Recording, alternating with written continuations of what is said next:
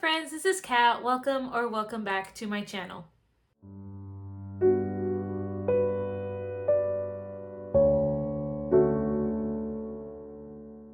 So today's video is all about my 20 books to read in 2024. I typically like to make a list of books, mostly books that have been on my TBR for the longest. And I like to have like a set list that I can work throughout the year. But I only cap it at 20 because it gives me more freedom to mood read and play my game. So I find that increasing it like 24 in 2024 is just too much. So I always cap it at 20. So some of these books I had last year that I did not get to, so I moved some of them over this year. And I also noticed that I had a lot of nonfiction last year, so I tried to mix it up a lot more this year. So without further ado, let's go ahead and get started. So if you've noticed my TBR game, I do have a spot that says 20 on it, and that's going to be for my books to read in 2024. So if I land on that spot, I get to pick from this list that I have. So I have this in my reading journal, which if you want to see a flip through, I have that actually on my journaling channel. I figured that was a better place to put the reading journal, even though this is a reading channel. But if you are interested in seeing how I set up this journal, you can check that out. I'll try to remember to link it down below. So my list here, the first book that I'm going to talk about is actually on my TBR right now, and that is Mere Christianity by C.S. Lewis. So I have this already that I'm currently reading through, and you can see there, so a little sneak peek. But I've been wanting to read Mere Christianity for the longest time, and I'm glad that I'm actually starting to read it now. I do enjoy reading some of C.S. Lewis's works. Granted, I've only read through the Narnia series and some of his sci-fi series, which I didn't particularly like, but I am very interested in this and have been enjoying my read so far. So this is basically Mere Christianity, just the basic things about Christianity. So there's different parts in here, and I am going through this with my husband, and we're enjoying it. So that is book one. And book two that I have on my list is a nonfiction called Stop Calling Me Beautiful, Finding Soul Deep Strength in a Skin Deep World. This is by Felicia Masonheimer. Okay, and I think that's how you say the name, but there is the book right there. I'll read the back.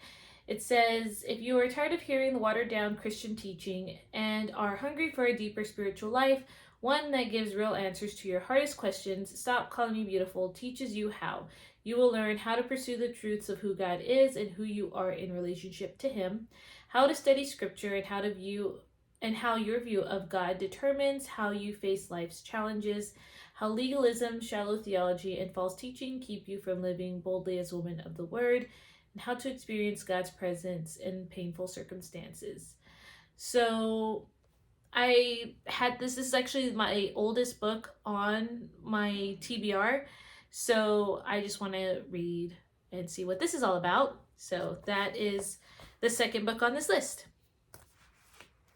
Moving right along with nonfiction, I have She Walked Before Us, Grace, Courage, and Strength from 12 Women of the Old Testament. This is by Jill Eileen Smith. I've only read one book from her so far, but basically it is looking into women of the Old Testament. I put a few here that she looks through, such as Miriam, Ruth, Rahab, Hannah, Deborah, Michal, Abigail, and Bathsheba. And so looking at each individual woman and I guess what lessons we can learn from them. It has questions in here, as well as I think it has verses like Naomi right here based off of Ruth 1 through 4, so I can go to scripture to read that. So this is also something that I can't wait to get into. Now we get to a fiction book.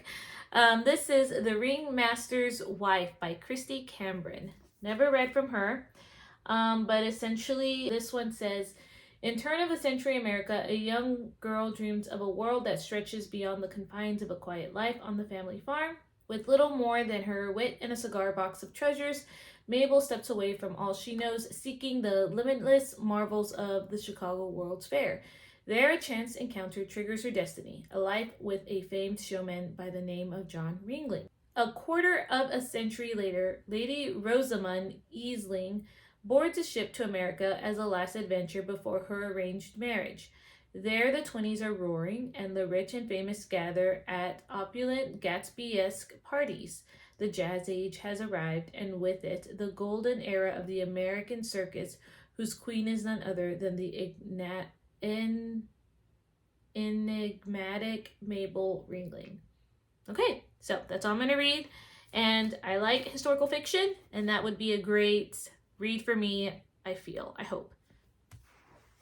The next book I have is Lion by Saru Brearley. Cannot say that name, sorry. But this is a nonfiction, and it's based off of his story. His story is that he was 5 years old when he boarded a train alone and got lost. And for 25 years, he's been on his own. And now that he's an adult, he searches for his family and I guess his journey back home. So, a memoir. It's a movie, so I like to see the movie after I've read the book. And I really hope that's a good read. The next book I have is a classic, and that is called Angus Gray. I'll put a picture right there. And this is by Anne Bronte. I don't remember if I've ever read an Anne Bronte's book, but I might have in grade school. But this essentially is about a governess, and she is, taking care of these children, and I guess her life taking care of these children. So that's all I know about it. But I wanted to get a classic on this list. The next book I have on here is Simple Gifts, and this is by June Spriggs. And I think this is also a memoir, but I'm not sure. But I know it's a nonfiction about living in an Amish community and I guess their way of life. So thought that would be interesting to learn about this community. The next book I have on my list is No Ocean Too Wide by Carrie Turansky. And I've heard about this book a lot on YouTube, and I am very curious about it. From what I know, it is based off of true events, but it's historical fiction, I believe. And it's about these children who get boarded on this boat, and I guess this boat is transporting kids from England to Canada, and their older sibling is trying to retrieve them back. So that's the little parts that I know about it, and yeah. All right, the next book I have is Digging for Diamonds, and this is Finding Treasure in the Messiness of Life by Kathy Madavan. This basically says, what is hidden always shapes what we can see. In this book, Kathy Madavan encourages us to dig deeper and discover more of the life-transforming treasures of our identity, strength, character, and purpose that God has already placed within us right where we are. So, another nonfiction, putting it in. I like the color. The next book I have is A Life Intercepted by Charles Martin. And this book says, 12 years ago, Matthew the Rocket Rising had it all, married to his high school sweetheart and one of the winningest quarterbacks in the history of college football. He was the number 1 NFL draft pick. But on the night of the draft, he plummeted from the pinnacle of esteem.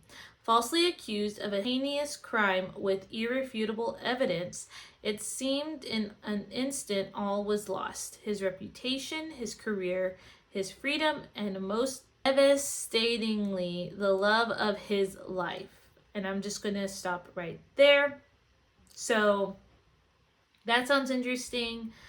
I hope it's a really happy ending, but we will see. I really like Charles Martin's book, A Long Way Gone, and then I'm currently reading through a series right now from him, so I'm really hoping that I will like this one. The next book I have on my list is a Jane Austen book, and that is Persuasion. I don't know much about Persuasion. I just know it's like her last work that she did, and I know that it is short, so, or at least a shorter classic, so we will see what that is all about. All right, the next book I have is called The London House by Catherine Ray. This is another historical fiction book set in World War II. Caroline Payne thinks it's just another day of work until she receives a call from Matt Heyman, an old college friend and historian, but pleasantries are cut short. Matt has uncovered a scandalous secret kept buried for decades. In World War II, Caroline's British great-aunt betrayed family and country to marry her German lover. Okay, that's all I'm going to read, and I can't wait to dive into that one.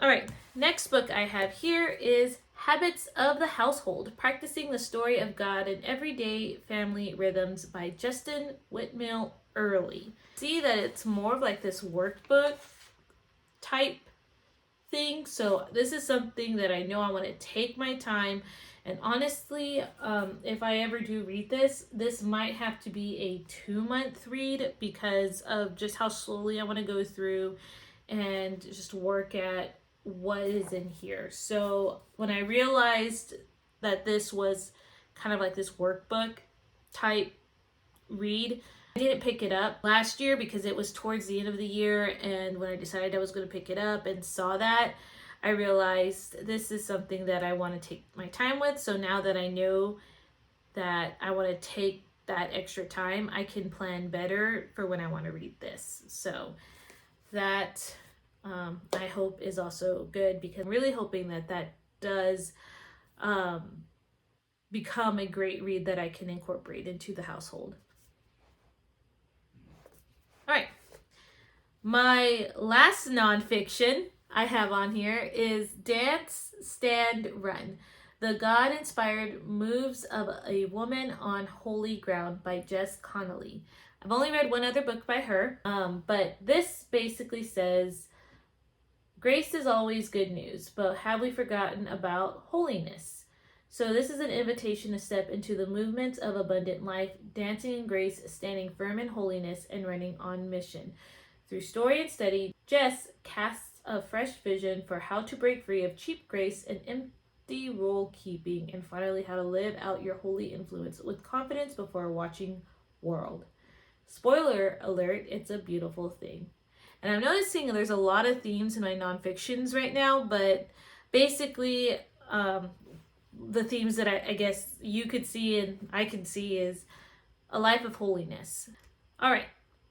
The next book I have is A Distant Melody by Sarah Sundin. And I've been really wanting to get back into Sarah Sundin. This is a series that I did buy, and basically it takes place in World War II. This says, never pretty enough to please her gorgeous mother, Allie will do anything to gain her approval, even marry a man she doesn't love. While Allie has nearly resigned herself to that fate, Lieutenant Walter Novak, fearless in the cockpit but hopeless with women, takes his last furlough at home in California before being shipped overseas. Walt and Allie meet and begin a correspondence that will change their lives. As letters fly between Walt's muddy bomber base in England and Allie's mansion in an orange grove, their friendship binds them together, but can they untangle the secrets, commitments, and expectations that keep them apart? It sounds very sweet, and I know that this is part of a series, so it won't be all nice and packaged in a bow until later on. So, all right. The next book I have here is A Light on the Hill. This is by Lynn Cossette, and this is also part of a series. And this basically says, though Israel has found relative peace, Mariah has yet to find her own. Attempting to avoid the scorn of her community, she spent the last 7 years hiding behind the veil she wears. Underneath her coverings, her face is branded with the mark of the Canaanite gods, a shameful reminder of her past captivity in Jericho, and an assurance that no man will ever want to marry her. Oh, so sad. When her father finds a widower who needs a mother for his two sons, her hopes rise. But when their introduction goes horribly wrong, Mariah is forced to flee for her life. Seeking safety at one of the newly established Levitical cities of refuge, she is wildly unprepared for the dangers she will face and the enemies and unexpected allies she will encounter on her way. So I think I've read this before on my channel, and it always is like, oh, that sounds really good. So that's why this is on this list, so I can finally read it. All right, we're almost done, guys. So the next one is The Extraordinary Deaths of Mrs. Kipp, and this is by Sarah Brensfold, and this was actually recommended to me by Katie. She thinks I would really like it, and I'm gonna put it on this list so I can get to finally read it. And so this one says, Aidan Kelly is talented, ambitious, and ready for a more serious assignment than the fluff pieces she's been getting as a cub reporter for the Kansas City Star. In her eagerness, she pushes too hard, earning herself the menial task of writing an obituary for an unremarkable woman who's just entered hospice care. But there's more to Clara Kipp than meets the eye. The spirited septuagenarian, I cannot say this word. If I remember it, I'll put it down the screen here so y'all will know what that word is. May be dying, but she does not quite ready to cash it in yet. Never want to shy away from an assignment herself, she can see that God brought the young reporter into her life for a reason. And if it's a story Aidan Kelly wants, that's just what Mrs. Kipp will give her. But she's going to have to work for it. Oh, okay. So this sounds really, really good. And historical fiction, Christian fiction, sounds like it's going to make me cry. We will see. The next book I have here is The Peasant King by Tessa Afshar, and I love Tessa Afshar. She just came out with this in November, so of course I'm going to have to obtain it somehow, but I will. And this is part of the duology. If you read The Hidden Prince, this one comes after it from what my understanding is. So I don't even need to read the synopsis. I already know I'm going to love it. The next one I have is He Should Have Told the Bees by Amanda Cox, and she was one of my favorite authors last year. She just came out with this one. Okay, just real quick, the synopsis says, beekeeper Beckett Walsh is living her dreams working alongside her father in their apiary until his untimely death sends her world into a tailspin. She suddenly finds that she must deal with a new part owner of the family business, one who is looking to sell the property. Beck cannot fathom why her father would put her into the position to lose everything they built together. That's all I'm going to read. I know I'm going to love it, or at least very much hope so. So, yeah. And last but not least, this one has all the buzz happening right now because the third book I think is coming out this year. Third book in this series, but this is the timeless series When the Day Comes by Gabrielle Meyer. And I've heard so much buzz about this. I've heard that it's such a good series to that you would want to continue, would want the books to binge right after the other. So I need to read this, and it's, from what I know, a lady who can lived in two separate time periods. I think that all the women have that trait, and they ultimately have a certain age to where they decide what time period they're going to live in. So that sounds really cool. That's just an awesome concept. I haven't read nothing like that. So that's going to be on this list. All right. So that was my 20 in 2024 video. I hope that you enjoyed it. I will see you in another video. Bye, guys.